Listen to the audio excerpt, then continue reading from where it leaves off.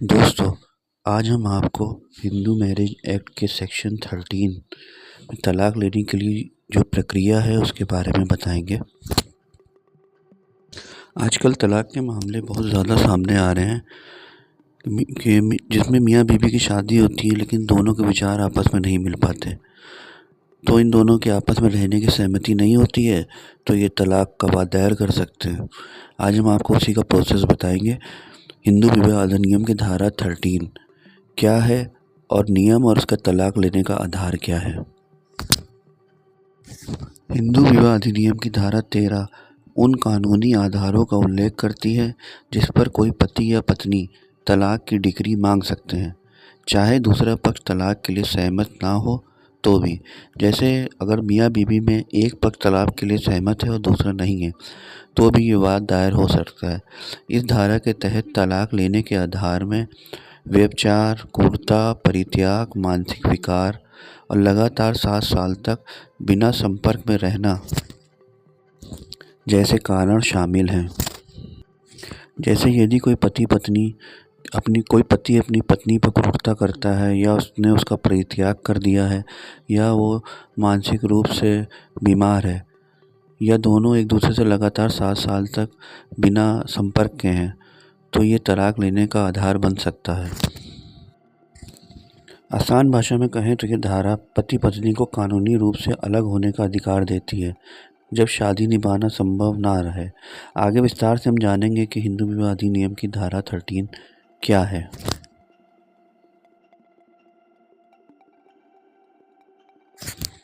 हिंदू विवाह अधिनियम 1955 की धारा एक ऐसी स्थिति के बारे में बताती है जिसमें अगर किसी बात को लेकर पति पत्नी के बीच कोई ऐसा विवाद हो जाता है जिसमें बात इतनी बढ़ जाती है कि एक दूसरे के बीच सारी बातों को सुधारना या ठीक करना मुश्किल हो जाए और दोनों का एक साथ रहना भी मुश्किल हो जाए।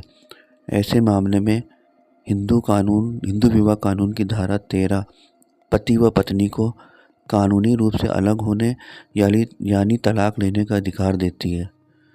इसे हम साधारण भाषा में ऐसे समझ सकते हैं। अगर कोई पति या पत्नी एक दूसरे के साथ खुश नहीं है और उनके रिश्ते में किन्हीं कारणों से दरार आ गई है जिसके बाद वो एक दूसरे के साथ नहीं रहना चाहते तो इस धारा के तहत कोर्ट से तलाक ले सकते हैं।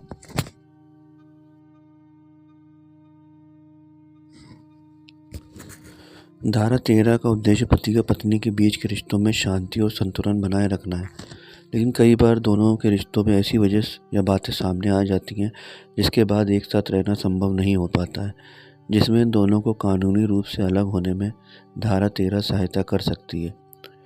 अगर पति पत्नी के बीच का रिश्ता मानसिक या शारीरिक रूप से बोझ बन जाए तो इससे बाहर निकलने का अवसर इस प्रावधान द्वारा दिया जाता है। पति या पत्नी में से जो भी अपने रिश्ते से परेशान है उसे इस कानून से न्याय और सुरक्षा मिलती है। अलग होने या तलाक के बाद दोनों लोग अपने आगे के जीवन को खुशी से जी सकते हैं, जो उनके लिए सही भी होगा।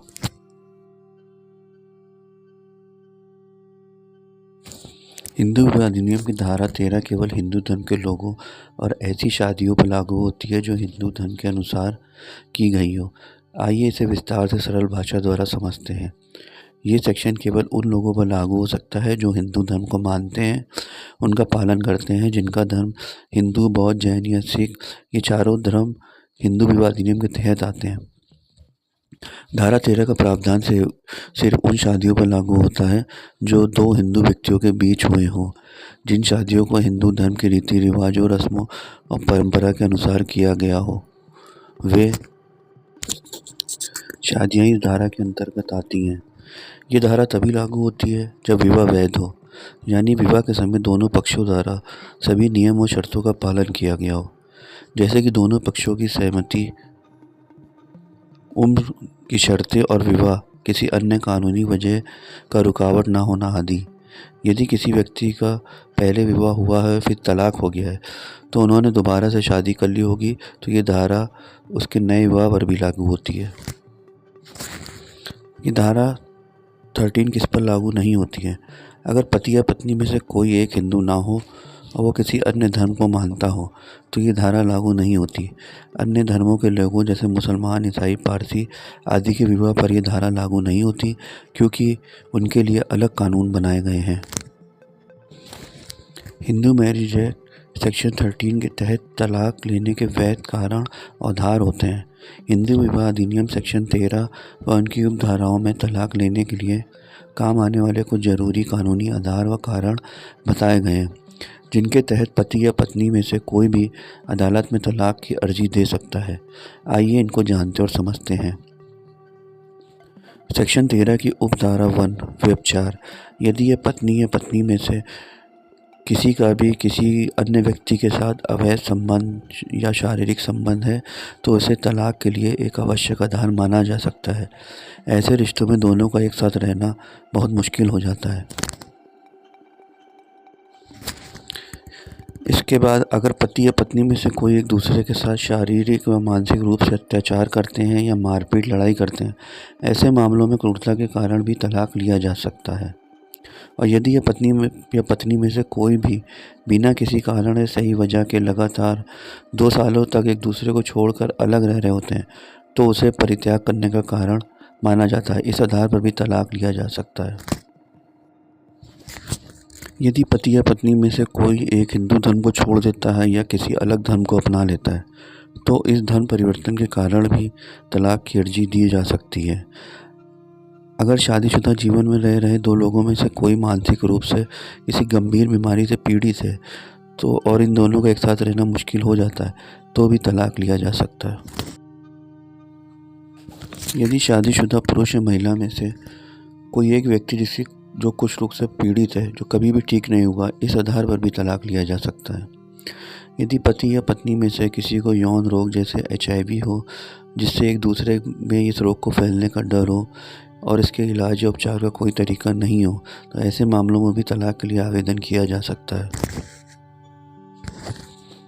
अगर पति या पत्नी में से कोई भी 7 सालों तक लापता रहता है, यानी वो कहाँ है इस बात का कुछ पता ना हो, तो इस व्यक्ति को मरा मानकर तलाक लिया जा सकता है। धारा 13 की उपधारा 2 में महिलाओं के लिए तलाक लेने में काम आने वाले विशेष आधारों को उल्लेख किया गया है। हिंदू विवाह एक्ट की धारा 13 की उस धारा में सिर्फ महिलाओं के लिए विशेष आधार व कारण दिए गए हैं, जिन कारणों के होने पर वो अपने पति से तलाक ले सकती हैं। यदि पति ने अपनी पत्नी के जीवित रहते हुए किसी अन्य महिला से दूसरी शादी कर ली है तो पत्नी इसे तलाक के लिए एक आधार बना सकती है। भारतीय कानून के अनुसार हिंदू धर्म में एक समय में एक ही शादी मान्य है और दूसरी शादी अवैध होती है। अगर किसी महिला के पति ने बलात्कार, अप्राकृतिक यौन संबंध या बेस्टियलिटी जैसे गंभीर और असाधारण अपराध किए हैं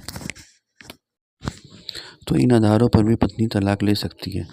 अगर किसी महिला की शादी 15 वर्ष से कम उम्र से पहले करा दी गई हो और वो इस शादी को सही नहीं मानती है तो वह तलाक के लिए कोर्ट में आवेदन कर सकती है।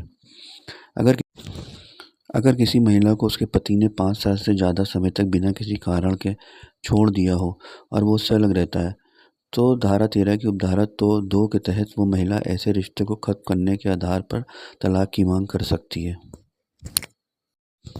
धारा 13 के तहत तलाक लेने के लिए कुछ आवश्यक दस्तावेज और सबूत भी होने चाहिए। हिंदू विवाह अधिनियम की धारा 13(1) और धारा 13(2) में बताए गए आधारों के लिए तलाक के आवेदन के समय कुछ सबूतों की आवश्यकता होती है। ये सबूत ही कोर्ट में सभी कारणों को सही साबित करते हैं और तलाक लेने में आसानी होती है। अगर किसी शादीशुदा पुरुष या महिला का किसी अन्य व्यक्ति के साथ अवैध संबंध है तो ऐसी बातों को साबित करने के लिए सबूतों की बहुत आवश्यकता पड़ती है, जैसे फ़ोटो, वीडियो, मैसेज और गवाहों के बयान। यदि कोई व्यक्ति अपने जीवन साथी को मारता पीटता है तो चिकित्सा रिपोर्ट, पुलिस रिपोर्ट या गवाहों के बयान बहुत काम आते हैं।